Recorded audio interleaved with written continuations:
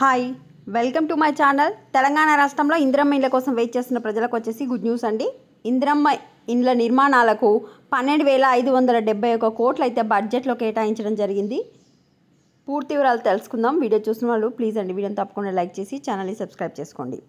ఇందిరమ్మ ఇండ్లకు 12,571 కోట్లు గతంలో కంటే పెరిగిన కేటాయింపులు ఊపందుకోనున్న ఇళ్ల నిర్మాణం. ఇప్పటి వరకు ఆర్థిక పరిస్థితి కారణంగా ఇందిరమ్మ ఇండ్ల నిర్మాణం అయితే కొంచెం స్లోగా జరిగింది. అదేవిధంగా ఎన్నికల కోడ్ ఇవన్నీ అడ్డంకులు రావడంతో కొంచెం స్లోగా జరిగింది. ఇకపై ఇందిరమ్మ ఇళ్ల నిర్మాణాలు అనేవి ఆగడానికి ఛాన్సే లేదు. ఎందుకంటే ఇప్పుడు మన తెలంగాణ రాష్ట్ర ప్రభుత్వం నిన్న ఓన్లీ ఇందిరమ్మ ఇండ్లకే 12,571 కోట్లనైతే కేటాయించడం జరిగింది. అదేవిధంగా రాష్ట్ర ప్రభుత్వం కాకుండా కేంద్ర ప్రభుత్వం కూడా 1,500 కోట్లు నిధులు విడుదల చేస్తుంది ఈ నెలలోనే. సో ఇందిరమ్మ ఇళ్ల నిర్మాణాలకు ఇప్పుడు ప్రజలకు ఇవ్వడానికి సరిపోయినంత డబ్బు ఉంది కనుక మీరు ఇల్లు స్టార్ట్ చేసి బేస్మెంట్ వేయగానే మీకు 1,00,000 రూపాయలు అయితే మీ అకౌంట్లో వేయడం జరుగుతుంది.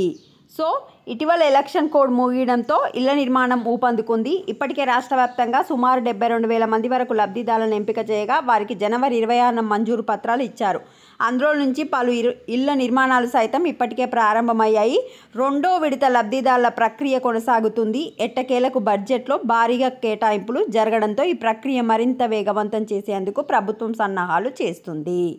అనుకున్న సమయంలోగా లబ్ధిదారులను ఎంపిక చేసి వారికి ఇళ్లను కేటాయించాలని, నిర్ణీత గడువులోగా నిర్మాణాలు సైతం పూర్తి చేయాలని అధికారులను ఆదేశించింది. సో రెండో జాబితా అయితే రెడీ అయిపోతుంది. ఆల్మోస్ట్ రెడీ అయిపోయింది. జస్ట్ డిస్ప్లే చేయడం మాత్రమే ఉంది. రెడీ అయిన జాబితాను మళ్ళీ చెక్ చేస్తున్నారు. చెక్ చేసి అతి తొందరలో రెండో జాబితా రిలీజ్ చేసి మీకు కూడా ఈ యొక్క ఇందిరమ్మ ఇళ్ళ మంజూరు పత్రాలు ఇచ్చి ఇల్లు స్టార్ట్ చేసుకోమని అయితే గవర్నమెంట్ ఆదేశం అయితే ఇస్తుంది. నెక్స్ట్ వచ్చేసి మనకు నిన్న బడ్జెట్ కేటాయింపులు చేశారు కదా. ఏ పథకానికి ఎంత అంటే రైతు భరోసా వచ్చేసి 18,000 కోట్లు, చేయూత వచ్చేసి 14,861, ఇందిరమ్మ వచ్చేసి 12,571, మహాలక్ష్మి 4,305 కోట్లు, గృహజ్యోతి 2,080 కోట్లు, ఆరోగ్యశ్రీ 1,143, గ్యాస్ సబ్సిడీ స్కీమ్ వచ్చేసి 723, ఇందిరమ్మ ఆత్మీయ భరోసా వచ్చేసి 600 కోట్లు. ఈ విధంగా కాంగ్రెస్ ప్రభుత్వం ఇచ్చిన 6 గ్యారంటీలకే ఎక్కువ కేటాయింపులు అయితే ఇవ్వడం జరిగింది.